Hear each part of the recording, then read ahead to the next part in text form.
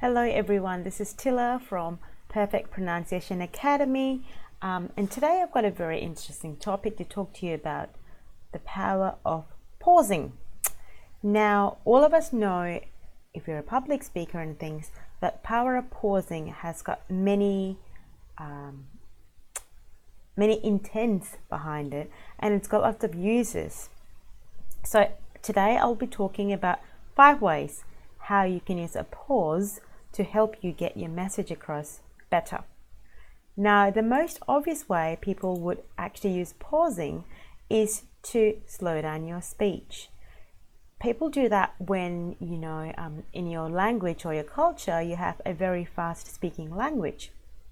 So in English, it will help you to speak a bit more clearly if you speak at a slower pace than you do in your mother tongue or your first language. So you don't have to slow down way too much, but enough to enunciate and to elocuate your words clearly.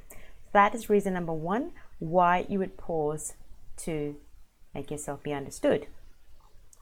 The other reason why you would pause is for meaning.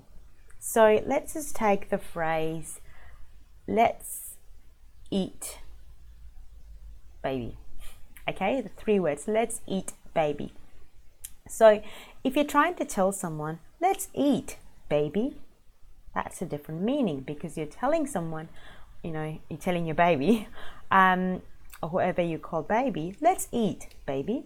So you're pausing after the word eat. Whereas if you don't pause after the word eat, let's eat baby, then you sound like you're going to eat a baby. Obviously, that's quite unlikely. So just remember to use the pause at the correct point so that it gives a different meaning. That's one example. So it doesn't have to be a very long pause. A short pause is great. The next one is the pausing for a punctuation mark. Sometimes English doesn't have comma, when in written language.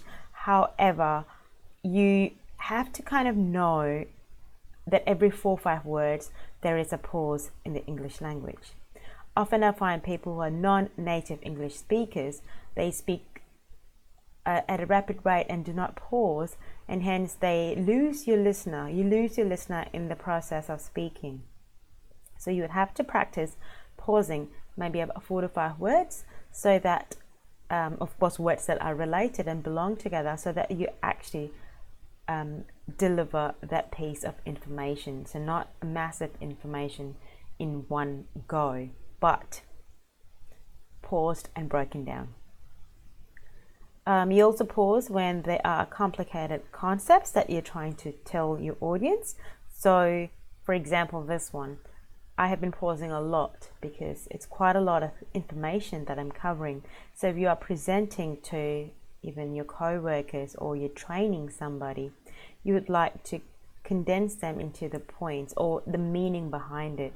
So if you've got lots of concepts in what you're saying, then you want to pause after every concept, because nobody's brain, regardless of English or any other language, can absorb too many concepts without a break. The brain needs the time to process the information. Okay. And lastly, I love this one, is pausing for an effect. So this is not dramatic, but you're building up the suspense, you're building up the meaning behind it. So you're saying, I'm so excited, I'm going to the movies. So people are tuning into, what are you so excited about? Or I'm so excited, I'm going to the movies.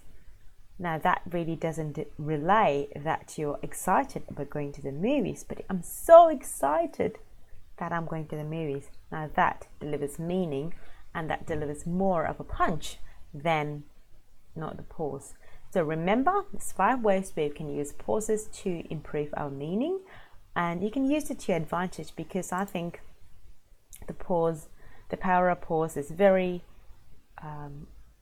misused, and it's not used as much as it should be in the entire world. And I think that'd be a brilliant way to start pausing and getting more listeners engaged with your speaking, regardless of whatever language you speak. with that, I'll end here, and be sure to log in, and I'm sorry I don't have a little screen running thing today, to Perfect Pronunciation Academy, that's my little book in there, to grab your free ebook on pronunciation and accent reduction. I will see you in another video. Goodbye.